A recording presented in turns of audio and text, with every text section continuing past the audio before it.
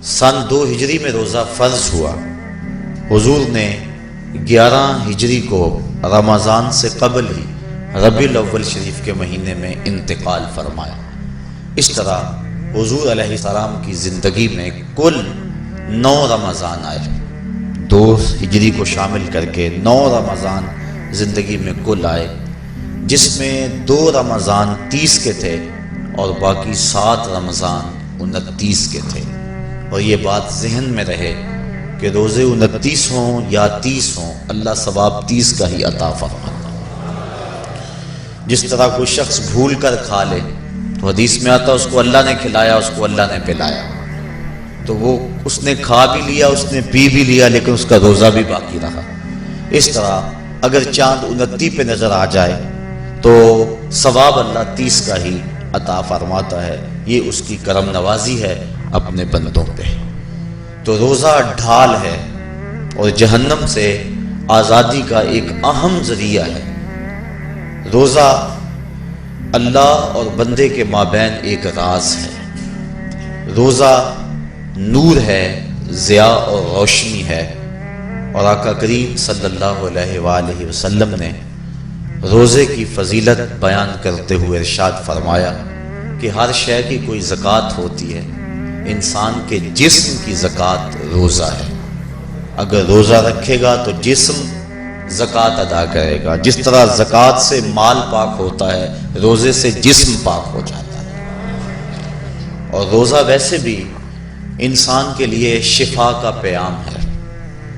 فرمایا کہ سحری کھایا کرو، چونکہ سحری کے کھانے کے اندر بھی اللہ نے برکت رکھی ہے۔ تو یہ ماہ صیام اپنے دامن میں برکتیں لے کر، رحمتیں لے کر نازل ہوتا ہے۔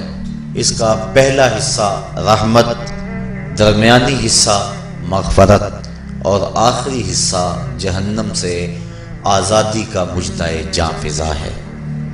حدیث میں آتا ہے کہ اللہ نے میری امت کو رمضان المبارک کے روزے کے حوالے سے 5 چیزیں ایسی عطا کی ہیں جو اس سے قبل کسی امت کو نصیب نہیں ہوئی۔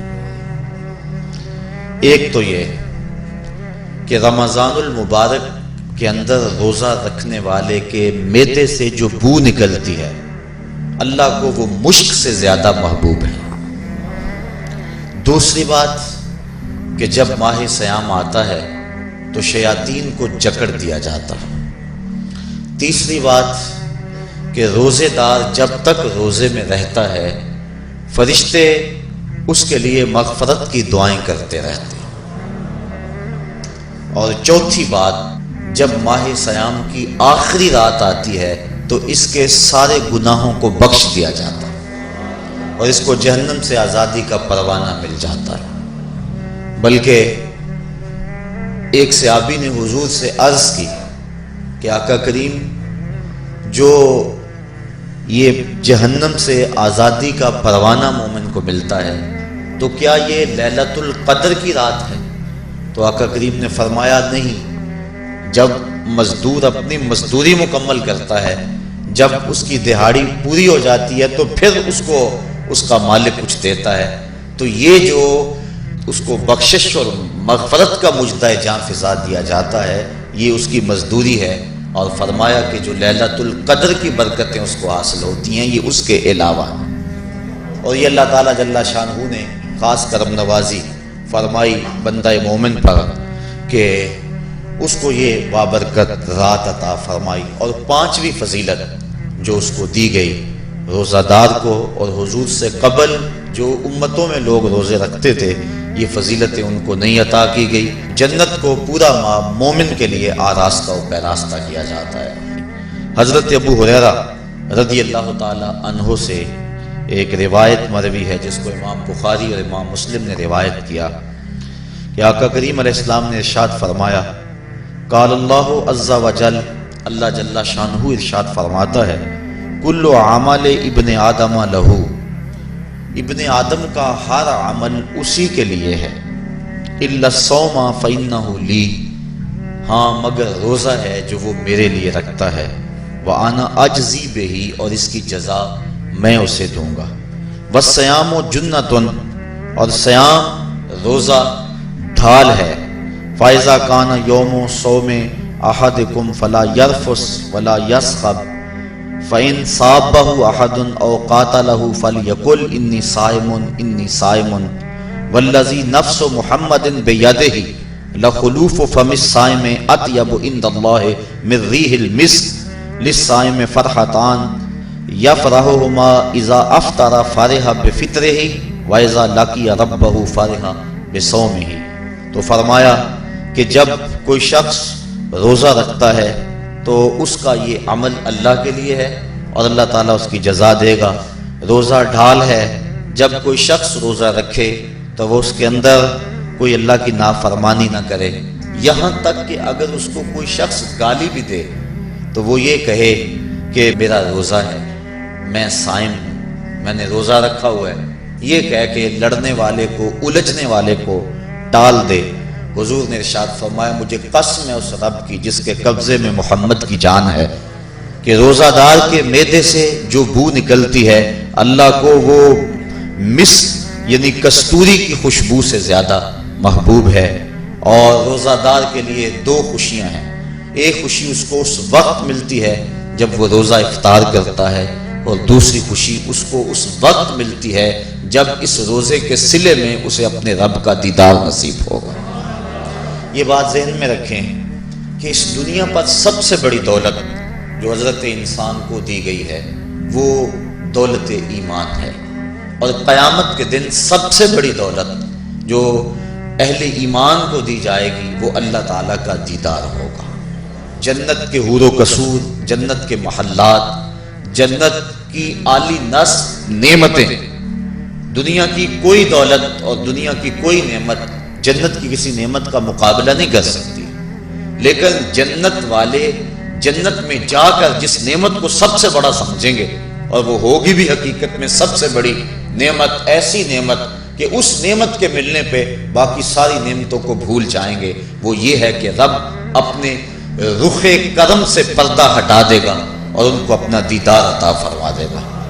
تو یہ سب سے بڑی دولت جو مومن کو آخرت میں نصیب ہوگی یہ روزے کے صلے میں نصیب ہوگی۔ یہ روزے کا وہ ثمر ہے، یہ روزے کا وہ پھل ہے جو اللہ اہل ایمان کو قیامت کے دن عطا فرمائے گا۔ اور فرمایا ایک عمل ایسا ہے جس کی جزا کا دنیا پر کوئی حساب ہی نہیں ہے، اور وہ بندے کا اللہ کے حضور اپنے روزے کے ساتھ پیش ہونا ہے۔ تو روزہ ایک ایسا عمل ہے کہ جس کی جزا کا کوئی حساب ہی نہیں ہے، تو یہ اللہ کے علم میں ہے کہ وہ اپنے بندے کو کتنی اس کی جزا اور کتنا اس کا صلہ عطا فرما دیتا ہے۔ تو یہ اجر ہے نیکی کا کہ حضرت عمر فاروق رضی اللہ تعالی عنہ فرماتے ہیں کہ ایک شخص آیا جس کی گھنی سیاہ داڑھی تھی اور اس کا سفید لباس تھا، ہم میں سے اسے کوئی جانتا بھی نہیں تھا، لیکن اپنے وجود کی تر و تازگی کی وجہ سے وہ مسافر بھی دکھائی نہیں دیتا تھا، چونکہ مسافر ہوتا تو آثار سفر اس کے بدن سے ظاہر ہوتے، لگتا تھا جس طرح یہی کسی گلی سے نکل کے آیا ہے، لیکن چونکہ وہ وہاں کا رہنے والا نہیں تھا ہم میں سے اسے کوئی پہچانتا بھی نہیں تھا۔ اب وہ حضور کی خدمت میں آیا، فَأَسْنَدَ رُكْبَتَيْهِ إِلَىٰ رُكْبَتَيْهِ، اور اپنے گھٹنوں کو جوڑ کر حضور کے گھٹنوں کے ساتھ ملا کر بیٹھ گیا، اور حضور علیہ السلام سے عرض کرتا ہے کہ حضور مجھے خبر دیجئے کہ ایمان کیا ہے۔ حضور نے ارشاد فرمایا ایمان یہ ہے کہ تو اللہ پر ایمان لائے، اس کے رسول پر ایمان لائے، پچھلی کتابوں پہ ایمان لائے، اچھی بری تقدیر پہ ایمان لائے، فرشتوں پہ ایمان لائے، بتایا حضور نے۔ تو اس نے کہا صدقتا، آپ نے سچ کہا۔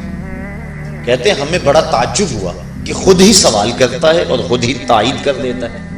پھر کہنے لگا اسلام کیا ہے؟ تو حضور علیہ السلام نے فرمایا اسلام یہ ہے کہ تو نماز پڑھے، روزہ رکھے، حج کرے، زکوٰۃ ادا کرے، اراکین اسلام اس کو بیان کیے۔ کہنے لگا آپ نے سچ کہا۔ کہتے ہیں ہمیں پھر تعجب ہوا کہ خود ہی ایک بات کہہ رہا ہے اور خود ہی پھر اس کی تصدیق کر رہا ہے۔ کہتے ہیں پھر وہ پوچھتا ہے مل احسان، حضور احسان کیا ہے؟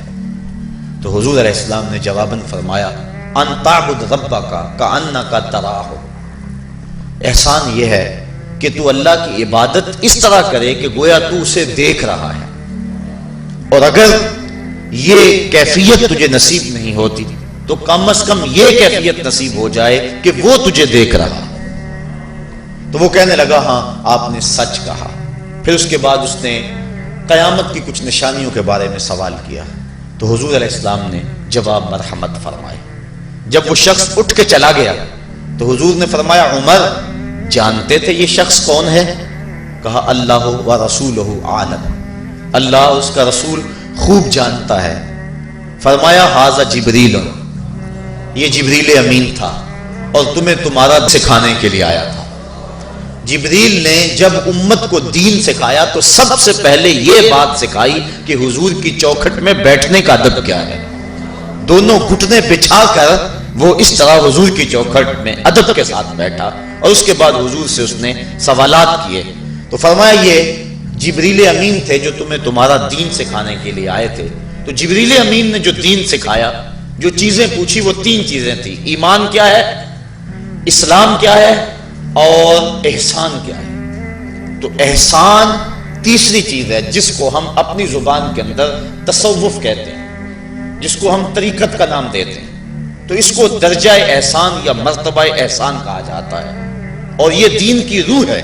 جو لوگ طریقت کا انکار کرتے ہیں وہ دین کی روح کا انکار کرتے ہیں۔ تو حضور علیہ السلام نے جو طریقت بیان فرمائی وہ یہ تھی کہ اللہ کی عبادت تو اس طرح کرے کہ جس طرح تو اسے دیکھتا ہے۔ اگر یہ کیفیت مل جائے تو سبحان اللہ، لیکن اگر یہ کیفیت نہیں ملی تو کم از کم یہ کیفیت تو ملے کہ وہ مجھے دیکھ رہا ہے۔ اور اگر یہ کیفیت بھی مل جائے کہ وہ مجھے دیکھ رہا ہے تو بتائیے کہ پھر انسان کی زندگی میں کتنا سرور آ جائے گا کہ جب وہ نماز کے لیے کھڑا ہو تو اس تصور میں ڈوب جائے کہ میرا مالک تو مجھے دیکھ رہا ہے۔ تو پھر نماز کا کتنا سرور آ جائے گا اس کو۔ اور جب وہ کوئی اور نیک عمل کر رہا ہو تو اس تصور میں ڈوب جائے کہ میرا مالک میرے اوپر نگاہ لطف فرما رہا ہے، تو پھر اس کی کیفیت کا عالم کیا ہوگا۔ تو پہلی کیفیت کہ تو اسے دیکھ رہا ہے۔ حضرت علی المرتضیٰ رضی اللہ تعالی عنہ سے کسی نے پوچھا جس رب کی عبادت کرتے ہو کیا اس کو کبھی دیکھا بھی ہے؟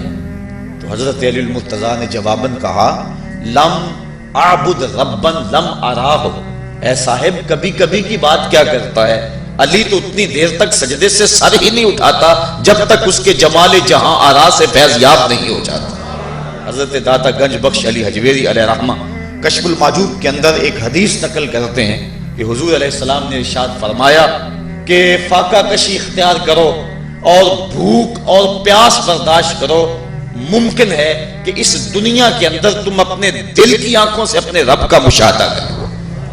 تو یہ جو مرتبہ احسان ہے، جو مومن کا مقصود ہے، وہ اس کو حاصل ہوگا روزہ رکھنے سے۔ اور اگر چلو کسی روزہ دار کو یہ کیفیت نہ ملے کہ وہ اپنے رب کے جمال جہاں آرا کو دیکھ لے، اس کے جلووں کو دیکھ لے، اس کے دیدار کی دولت سے مالا مال ہو جائے، اس کا دل اس کی محبت میں ایسا ڈوبے کہ وہ جدھر دیکھے اسی کے جلووں کو ہی دیکھتا چلا جائے، اگر روزہ دار کو ایسی دولت نہ بھی نصیب ہو تو کم از کم روزہ دار کو یہ دولت تو ضرور ملے گی کہ وہ اس احساس میں ڈوب جائے گا کہ میرا رب مجھے دیکھ رہا ہے۔ گناہگار سے گناہگار شخص بھی کڑکتی ہوئی دوپہر میں ٹھنڈا پانی دستیاب ہونے کے باوجود ایک گھونٹ بھی حلق سے نیچے نہیں اتارتا، کیوں؟ اس لیے کہ میرا مالک تو مجھے دیکھ رہا ہے۔ تو یہ احساس اس کو آیا کہ نہ آیا؟ کاش کہ رمضان میں یہ نور جو ہم کو نصیب ہوتا ہے، یہ رمضان کا خاص نور ہے، مرتبہ احسان سے پھوٹتا ہوا یہ اجالا رمضان میں ایک گناہگار سے گناہگار شخص بھی حاصل کر لیتا ہے کہ وہ اس احساس میں ڈوب جاتا ہے کہ میرا مالک مجھے دیکھ رہا ہے۔ کاش کہ وہ اس کو اندر سمو لے اور اس کو دل کی ایک ایک پرت پہ رکھ لے اور اس کو سجا لے اور اس دولت کو پھر جانے نہ دے، تو پھر اس کے لیے گناہ کرنا مشکل ہی نہیں محال ہو جائے گا۔ اس احساس سے پانی نہیں پیتا کہ میرا اللہ مجھے دیکھ رہا ہے، تو کیا مجھے یہ بتاؤ کہ جب وہ دکان پہ بیٹھ کے ڈنڈی مارتا ہے کہ اللہ اس وقت نہیں دیکھتا؟ جب وہ کسی کی جیب کاٹتا ہے اللہ اس وقت نہیں دیکھتا؟ جب وہ رشوت لے رہا ہوتا ہے اللہ اس وقت نہیں دیکھتا؟ کہ اللہ تعالیٰ صرف رمضان میں دیکھتا ہے، غیر رمضان میں نہیں دیکھتا؟ تو یہ احساس کاش کہ اس کے ساتھ لگ جائے کہ میرا مالک مجھے دیکھ رہا ہے، تو پھر گناہ کرنا مشکل ہی نہیں ناممکن ہو جاتا ہے۔